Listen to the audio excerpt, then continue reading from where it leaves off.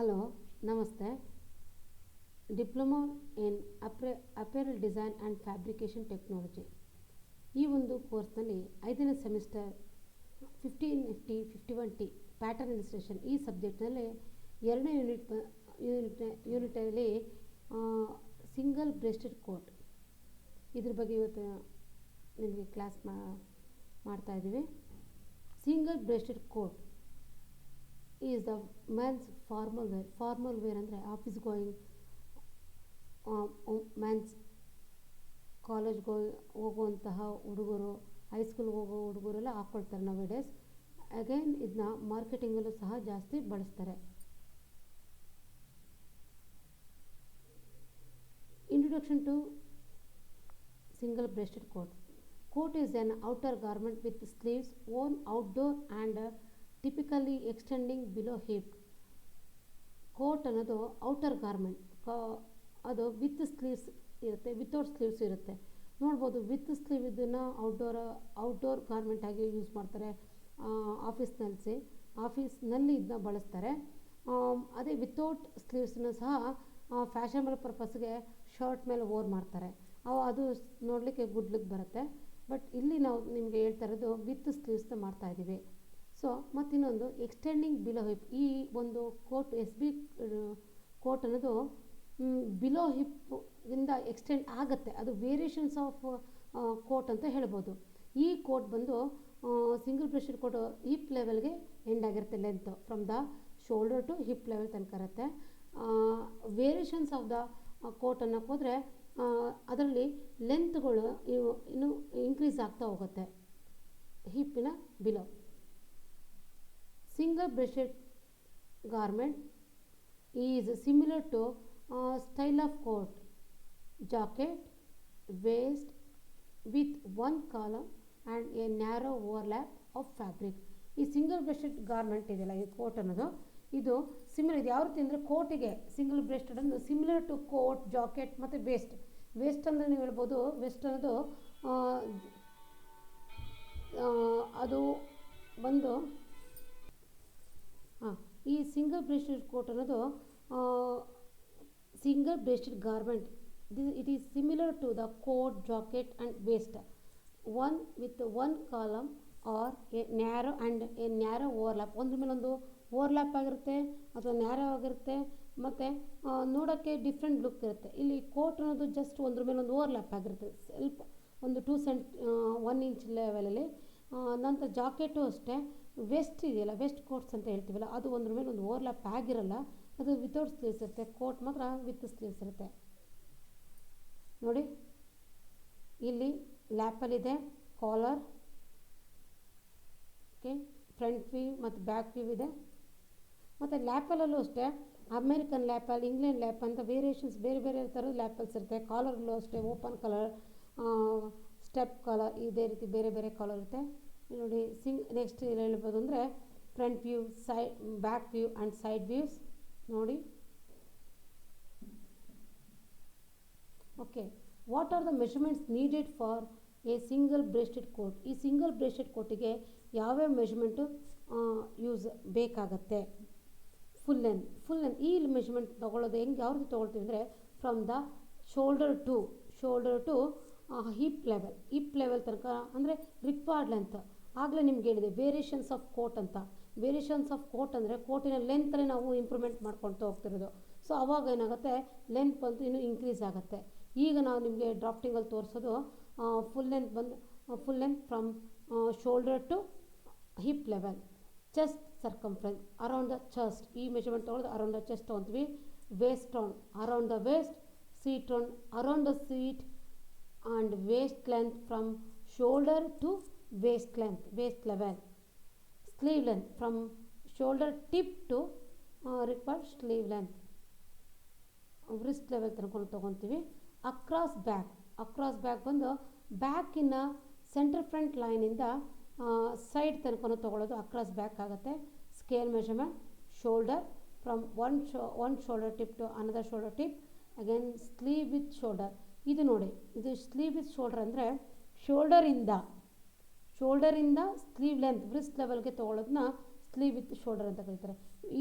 ಇಷ್ಟು ಮೆಷರ್ಮೆಂಟ್ ನೀಡಿದೆ. Full length measurement, chest circumference, waist round, seat round, waist length, sleeve length, across back, scale measurement, shoulder and sleeve with shoulder.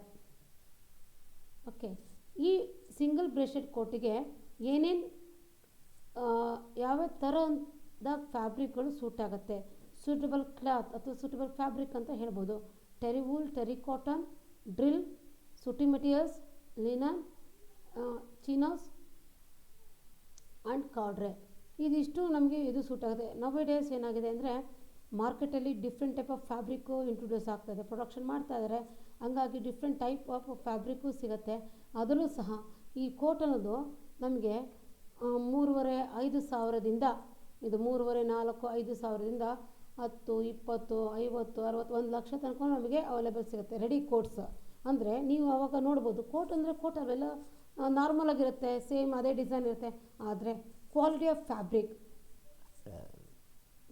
Fabric ಯಾವ ರೀತಿ ಇರುತ್ತೆ ಅದನ್ನ ನಾವು ನೋಡಿಕೊಂಡು ನಾವು ಸೆಲೆಕ್ಟ್ ಮಾಡ್ಕೊಳ್ಬೇಕು. ಆವಾಗ ಏನಾಗುತ್ತೆ, ಕೋಟಿನ ವ್ಯಾಲ್ಯೂ ಪ್ರೈಸು ಸಹ ಏನಾಗುತ್ತೆ, ಇನ್ಕ್ರೀಸ್ ಆಗುತ್ತೆ. ಸೊ ಸೂಟಬಲ್ ಮೆಟೀರಿಯಲ್ ಮತ್ತು ಕೆಲವೊಂದು ಫ್ಯಾಬ್ರಿಕ್ ಏನಿರುತ್ತೆ ಅಂದರೆ ಹಾಕ್ಕೊಂಡಾಗ ಕಂಫರ್ಟಬಿಲಿಟಿ ಇರುತ್ತೆ. ಕಸ್ಟಮರ್ ಅಥವಾ ಬೇರೆಯವ್ರು ಏನಾಗುತ್ತೆ, ಕಂಫರ್ಟಬಲ್ ಫೀಲ್ ಮಾಡ್ಕೊಬೇಕು. ಸೊ ನಾವು ತೊಗೊಳ್ಬೇಕಾರೆ ಅಂದರೆ ಯಾವ ಥರ ಫ್ಯಾಬ್ರಿಕ್ನ ತೊಗೊಳ್ಬೇಕು ಅದನ್ನು ನೋಡ್ಕೊಂಡು ನಾವು ಕೋಟನ್ನ ಹಾಗೆ ಫ್ಯಾಬ್ರಿಕ್ನ ತೊಗೊಳ್ಬೇಕಾಗುತ್ತೆ. ಕೆಲವು ಟೈಮಲ್ಲಿ ನೋಡಿ, ಪ್ಯಾಂಟ್ ಏನಿದೆ ಸೇಮ್ ಆ್ಯಸ್ ಕೋಟ್ ಇದೆ, ಅಂದರೆ ಪ್ಯಾಂಟ್ ಅದಕ್ಕೆ ನಿಮಗೆ ಸೂಟಿಂಗ್ ಅಂತ ನಾವು ಮೆನ್ಷನ್ ಮಾಡಿದ್ದು. ಪ್ಯಾಂಟ್ ಮೆಟೀರಿಯಲ್ ಏನಿರುತ್ತೋ ಸೇಮ್ ಆ್ಯಸ್ ಸೂಟಿಂಗ್ ಇರುತ್ತೆ, ಮ್ಯಾಚಿಂಗ್ ಟೈಪಲ್ಲಿ ಇರುತ್ತೆ. ಕೆಲವು ಟೈಮಲ್ಲಿ ಏನಾಗುತ್ತೆ ಅಂದರೆ ಇದು ಕೆಲವು ಆ ಥರ ವೇರ್ ಮಾಡ್ತಾರೆ. ಕೆಲವು ಟೈಮಲ್ಲಿ ಜೀನ್ಸ್ ಪ್ಯಾಂಟ್ ಮೇಲೆ ಟೀ ಶರ್ಟ್ ಹಾಕಿ ಅದ್ರ ಮೇಲೆ ಈ ಥರ ಕೋಟ್ನ ವೇರ್ ಮಾಡ್ತಾರೆ. ಅದು ಕಸ್ಟಮರ್ ಯಾವ ಥರ ಅವನು ಓರ್ ಮಾಡೋ ಡಿಸೈನ್ ಸ್ಟೈಲಲ್ಲಿ ಅವನು ಓರ್ ಮಾಡ್ತಾನೋ ಅದ್ರ ಮೇಲೆ ಡಿಪೆಂಡ್ ಆಗುತ್ತೆ. ಸೊ ಬೇಸಿಕಲಿ ನಾವು ಹೇಳಬೇಕು ಅಂದರೆ ಇದ್ರ ಬಗ್ಗೆ ಎಲ್ಲ terry wool, terry cotton, drill, corduroy, linen, suiting ಮೆಟೀರಿಯಲ್ನೆಲ್ಲ ಇಲ್ಲಿ ಜಾಸ್ತಿ ಬಳಸ್ತಾರೆ. ಟ್ರಿಮ್ಮಿಂಗ್ ಮೆಟೀರಿಯಲ್, ಏನೇನು ಟ್ರಿಮ್ಮಿಂಗ್ ಮೆಟೀರಿಯಲ್ ಬೇಕು ಒಂದು ಕೋಟಿಗೆ. ನಮಗೆ ಇಲ್ಲಿ ಕೋಟ್ ನೋಡ್ತಾ ಇದ್ದಂಗೆ ಕೆಲವೊಂದು ಕಣ್ಣಿಗೆ ಕಾಣ್ತದೆ, ಬಟನ್ಸ್ ಇರ್ಬೋದು ಅಷ್ಟೇ, ಮತ್ತು ಸೈಡ್ ಬಟನ್ಸ್, ಸ್ಲೀವ್ಸ್ ಬಟನ್ನು ಮತ್ತು ಫ್ರಂಟ್ ಬಟನ್ಸ್ ಅಷ್ಟೇ ಕಾಣುತ್ತೆ. ನೋಡೋಣ ಏನೇನು ಅಂತ. Matching colour thread it is compulsory, ಬೇಕೇ ಬೇಕು. It is very needed. Without matching colour thread we cannot stitch neat ಆಗೋಕ್ಕಾಗಲ್ಲ. ಗುಡ್ ಕ್ವಾಲಿಟಿ ಆಫ್ ಥ್ರೆಡ್ ಬೇಕೇ ಬೇಕು. ನೆಕ್ಸ್ಟ್ ಕ್ಯಾನ್ವಾಸ್ ಬೇಕು. ಕ್ಯಾನ್ವಾಸ್ ಅಂದರೆ ಇದಕ್ಕೆ ಯಾವ ಥರ ಕ್ಯಾನ್ವಾಸ್ ಬೇಕು, paper canvas or fusing canvas, ಯಾವ್ದು ಕ್ಯಾನ್ವಾಸ್ ಯೂಸ್ ಮಾಡ್ಬೋದು ನಾವು, ಫ್ಯೂಸಿಂಗ್ ಕ್ಯಾನ್ವಾಸ್ ಯೂಸ್ ಮಾಡ್ತೀವಿ. ಅದರಲ್ಲೂ ಆ ಫ್ಯೂಸಿಂಗ್ ಕ್ಯಾನ್ವಾಸಲ್ಲೂ ಥಿಕ್ನೆಸ್ ಮೇಲೆ ಡಿಪೆಂಡ್ ಆಗಿರುತ್ತೆ. ನಾವು ನೋಡ್ಕೊಳ್ಬೇಕು ಯಾವ ಥರ ಫ್ಯಾಬ್ರಿಕ್ ಕಾಲರೆಲ್ಲ ಫಿನಿಶ್ ಮಾಡಬೇಕು. ಸೊ ನೋಡ್ಕೊಂಡು ಸೆಲೆಕ್ಟ್ ಮಾಡ್ಕೊಳ್ಬೇಕು. ಕಾಟನ್ ಪ್ಯಾಡಿಂಗ್, ಕಾಟನ್ ಪ್ಯಾಡಿಂಗ್ ಬಂದು ಇಲ್ಲಿ ಶೋಲ್ಡ್ರಲ್ಲಿ ಆ ಸ್ಟಿಫ್ನೆಸ್ ಬೇಕಾಗುತ್ತೆ. ಶೋಲ್ಡರ್ ಟಿಪ್ ಲೆವೆಲಲ್ಲಿ ಶೋಲ್ಡರ್ ನೋಡಿದ ತಕ್ಷಣ ನಮ್ಮ ಫಿಗರ್ ಯಾವುದೇ ಇರಲಿ, ಟಾಲ್ ಆ್ಯಂಡ್ ತಿನ್ ಇರಲಿ, ಯಾವುದು ಎರಡು ಫಿಗರ್ ಇರಲಿ, ಮತ್ತೊಂದು ಯಾವ ಥರ ಫಿಗರ್ ಇದ್ರೂ ಆ ಕೋಟ್ ವೇರ್ ಮಾಡಿದಾಗ ನಮ್ಮ ಶೋಲ್ಡರ್ ಬಂದು ನೀಟಾಗಿ ಅಪಿಯರೆನ್ಸ್ ಕಾಣಬೇಕು. ಅದಕ್ಕೋಸ್ಕರ ಪ್ಯಾಡಿಂಗ್ ಸಪೋರ್ಟ್. ಮತ್ತು ಕಾಟನ್ ಪ್ಯಾಡಿಂಗ್ ಕೊಡೋ ಉದ್ದೇಶ ಏನಂದರೆ to give the support at ಶೋಲ್ಡರಲ್ಲಿ ಅದು ಸಪೋರ್ಟ್ ಕೊಡಲಿಕ್ಕೆ. ಯಾಕಂದರೆ ಇದು 3 ಲೇಯರಲ್ಲಿ 3 ಲೇಯರ್ಸಲ್ಲಿ ನಾವು ಸ್ಟಿಚ್ ಮಾಡ್ತೀವಿ. ಸೊ ಇದು ಸ್ಟ್ರೆಂತ್ ಏನಾಗುತ್ತೆ, ಜಾಸ್ತಿ ಇದೆ, ವೆಯ್ಟ್ ಜಾಸ್ತಿ ಆಗುತ್ತೆ. ಅದನ್ನು ಕಂಟ್ರೋಲ್ ಮಾಡೋಕ್ಕೆ, ವೆಯ್ಟ್ನ ಕಂಟ್ರೋಲ್ ಮಾಡೋಕ್ಕೆ ಶೋಲ್ಡ್ರಲ್ಲಿ ಪ್ಯಾಡಿಂಗ್ ಕೊಡ್ತೀವಿ, ಕಾಟನ್ ಪ್ಯಾಡಿಂಗ್ಸ್ ಕೊಡ್ತೀವಿ ನೋಡಿ. ಅದನ್ನು ಸಹ ಕಾಟನ್ ಬಂದು ಕಂಫರ್ಟಬಿಲಿಟಿ ಆಗಿರುತ್ತೆ. ಬೇರೆ ಅದರ್ ಫೈಬರ್ಸ್ ಇರೋದು ನಾವು ಪ್ಯಾಡಿಂಗ್ ಕೊಡೋಲ್ಲ, ಕಾಟನ್ನೇ ಪ್ರಿಫರ್ ಮಾಡ್ತೀವಿ. ಕಾಟನ್ನ ಬೇಕಾಗುತ್ತೆ, cotton padding important. Again satin cloth ಕೊಡೋ ಉದ್ದೇಶ ಏನಂದರೆ ಮೇನ್ ಮೆಟೀರಿಯಲ್ ನಿಮಗೇನಾಗುತ್ತೆ ಅದು ಲೈನಿಂಗಲ್ಲಿ ಕೊಡ್ತೀವಿ. ಮೇನ್ ಮೆಟೀರಿಯಲ್ ಬಂದು ನಿಮಗೆ ಕೋಟ್ ಮೆಟೀರಿಯಲ್ ಇರುತ್ತೆ ಅಥವಾ ಶೂಟಿಂಗ್ಸ್ ನೀವು ಯಾವ್ದು ಸೆಲೆಕ್ಟ್ ಮಾಡಿರ್ತೀರೋ ಅದಿರುತ್ತೆ. ಮಧ್ಯದಲ್ಲಿ ಇಂಟರ್ ಲೈನಿಂಗ್ ಅಂತ ಮಲ್ ಫ್ಯಾಬ್ರಿಕ್ನ ಯೂಸ್ ಮಾಡ್ತೀವಿ. ಅದ್ರ ನಂತರದಲ್ಲಿ ಕಣ್ಣಿಗೆ ಅಪಿಯರೆನ್ಸ್ ಕಾಣುತ್ತೆ ಸ್ಯಾಟಿನ್ ಮೆಟೀರಿಯಲ್, ಅದು ಬ್ಲ್ಯಾಕ್ ಕಲರ್ ಇರ್ಬೋದು, ಅದು ಡಿಪೆಂಡ್ ಯಾವ ಕಲರ್ ಕೋಟ್ ಇರುತ್ತೋ ಅದ್ರ ಮೇಲೆ ಡಿಪೆಂಡಾಗಿ ಅದನ್ನು ಲೈನಿಂಗ್ ಮೆಟೀರಿಯಲ್ನ ಅಂದರೆ ಸ್ಯಾಟಿನ್ ಕ್ಲಾತ್ನ ನಾವು ಸೆಲೆಕ್ಟ್ ಮಾಡ್ಕೊಳ್ಬೇಕಾಗುತ್ತೆ. Small size button 6 numbers. ಈ ಬಟನ್ಸ್ನ ಸ್ಲೀವಿನ ಫ್ರಂಟ್ ಅಂದರೆ ಈ ಸ್ಲೀವಲ್ಲಿ ಈ ಥರ ಫ್ರಂಟಲ್ಲಿ ಇದನ್ನ ಬಳಸ್ತೀವಿ. ಅದನ್ನು ಸ್ಲೀವ್ಸ್ಗೆ 6 ನಂಬರ್, ಈ ಕಡೆ 3 ಬಳಸ್ತೀವಿ, ಈ ಕಡೆ 3 ಅಂದರೆ ಒಟ್ಟು 6 ನಂಬರ್ 6 ನಂಬರ್ಸ್ ಬೇಕಾಗುತ್ತೆ. ಬಿಗ್ ಸೈಜ್ ಬಟನ್ ನೋಡಿ, ಅಲ್ಲೇ ಫಿಗರಲ್ಲಿ ಕಾಣ್ತಾ ಇದೆ 2 ಬಟನ್ ಬಿಗ್ ಸೈಜ್ ಇದೆ. ಇದನ್ನು ಇಷ್ಟು ಟ್ರಿಮ್ಮಿಂಗ್ ಮೆಟೀರಿಯಲ್ಸ್ ಬೇಕಾಗುತ್ತೆ. Trimming material matching colour thread, canvas, long cloth, cotton padding, long cloth or drill ಅಂತ ಕೊಟ್ಟಿದ್ವಿ. ಇದು ಲೈನಿಂಗ್ ಪರ್ಪಸ್ಸಿಗೆ ಸಪೋರ್ಟಿಂಗ್ ಕೊಡಲಿಕ್ಕೆ. Cotton padding, satin cloth, small size buttons and 6 big size buttons.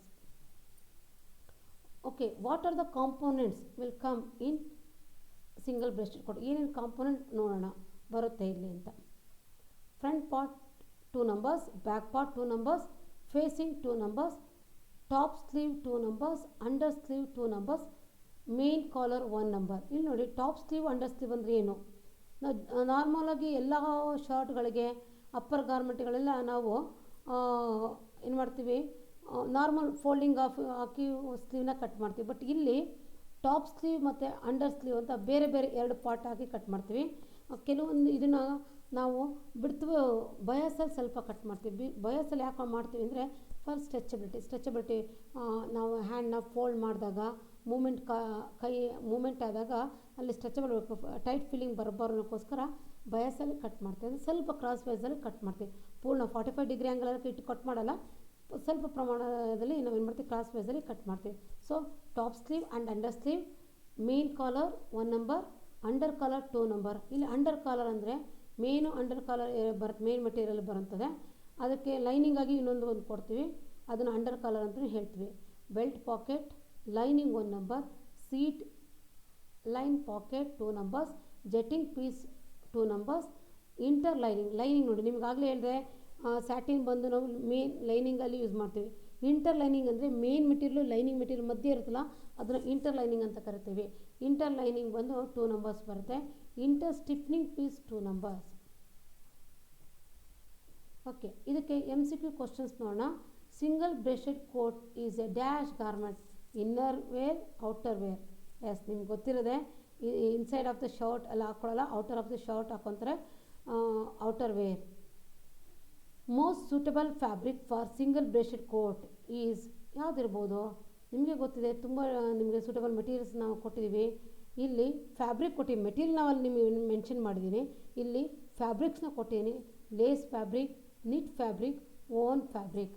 ಯಾವುದಿರ್ಬೋದು? Lace ಬರೋಲ್ಲ, ನಿಟ್ ಅಂದರೆ stretchability ಇರುತ್ತೆ, ಮತ್ತು ಇಲ್ಲಿ ಓನ್ ಫ್ಯಾಬ್ರಿಕ್ ಅಂದರೆ ಟೆರಿ ವೂಲ್, ಟೆರಿ ಕಾಟನ್ ಎಲ್ಲ ಬರುತ್ತೆ. ಟ್ರಿಮ್ಮಿಂಗ್ ಮೆಟೀರಿಯಲ್ಸ್ ಅಂತ ನಾವು ಸೂಟಬಲ್ ಫ್ಯಾಬ್ರಿಕ್ ಅಂತ ಯಾವ್ದು ಹಾಕಿದ್ವೋ ಅದೆಲ್ಲೂ ಇಲ್ಲಿಗೆ ಬರುತ್ತೆ, ಓನ್ ಫ್ಯಾಬ್ರಿಕ್ ಸೇರಿಕೊಳ್ಳುತ್ತೆ. Dash numbers of buttons are used in single breasted coat. Single breasted ಕೋಟಲ್ಲಿ ಎಷ್ಟು ಬಟನ್ಸ್ ನೋಡಿ, ಎಷ್ಟು ಬಟನ್ಸ್ ಅಂದರೆ ಸ್ಲೀವ್ಸಲ್ಲಿ 2 ಸ್ಲೀವ್ 3 numbers ಅಂದರೆ 6 numbers ಆಗುತ್ತೆ. ಆದರೆ ಇದರಲ್ಲಿ ಆ ನಂಬರ್ ಆಫ್ ಬಟನ್ ಕೇಳ್ತಾ ಇಲ್ಲ, ಇಲ್ಲಿ ಕೇಳ್ತಾ ಇರೋದು ಮೇಯ್ನಾಗಿ ಕಣ್ಣಿಗೆ ಕಾಣುವಂಥ ಬಟನ್ನು. ಅಲ್ಲಿ ಸ್ಮಾಲ್ ಬಟನ್ ಯೂಸ್ ಮಾಡ್ತೀವಿ, ಇಲ್ಲಿ ಬಿಗ್ ಬಟನ್ಸ್ ಯೂಸ್ ಮಾಡ್ತೀವಿ. ಅದು 2 numbers ಸಿಂಗಲ್ ಬ್ರೆಸ್ಟೆಡ್ ಕೋಟಲ್ಲಿ. Dash collar is not used for single breasted coat. Open collar, step collar and tie collar ನಾವು ಯೂಸೇ ಮಾಡಲ್ಲ, ನಿಮಗೂ ಗೊತ್ತಿದೆ. Open collar, step collar use ಮಾಡ್ತೀವಿ. ಸೊ ನವೇಡೇಸ್ ಏನಾಗುತ್ತೆ ಅಂದರೆ ಕಾಲರು ಸಹ ಕರೆಂಟ್ ಟ್ರೆಂಡ್, ಕರೆಂಟ್ ಫ್ಯಾಷನ್ ಏನಿದೆ, ಫ್ಯಾಷನ್ ಯಾವ್ಯಾವ ರೀತಿ ನಾವು ಹೊಸದಾಗಿ ಇಂಟ್ರೊಡ್ಯೂಸ್ ಆಗುತ್ತೋ ಅದೇ ಥರನೂ ಕಾಲರು ಸಹ ಚೇಂಜ್ ಆಗ್ತಾ ಹೋಗುತ್ತೆ. Type of pocket used in single breasted coat. ಯಾವ ಥರ ಟೈಪ್ ಆಫ್ ಪ್ಯಾಕೆಟ್ನ ಇಲ್ಲಿ ಯೂಸ್ ಮಾಡ್ತಾರೆ? Patch pocket, belt pocket, fashionable pocket. ಇಲ್ಲಿ ಮಾಡೋದು ಬೆಲ್ಟ್ ಪಾಕೆಟ್, ಯಾಕಂದರೆ ಪ್ಯಾಚ್ ಪಾಕೆಟ್ ಕಣ್ಣಿಗೆ ಕಾಣೋದಿಲ್ಲ, ಕಣ್ಣಿಗೆ ಕಾಣುತ್ತೆ, ಬೆಲ್ಟ್ ಪಾಕೆಟ್ ಕಣ್ಣಿಗೆ ಕಾಣಲ್ಲ. ಬಟ್ ಬೆಲ್ಟ್ ಪಾಕೆಟ್ ಫಿನಿಶ್ ಆಗಿರೋದು ಕಾಣುತ್ತೆ. ಅಗೇನ್ ಫ್ಯಾಷನಬಲ್ ಪಾಕೆಟ್ ಅಂತೂ ಕೊಡೋದೇ ಇಲ್ಲ. ಸೊ ಇದಕ್ಕೆ answer belt pocket are used in single breasted coat. Thank you.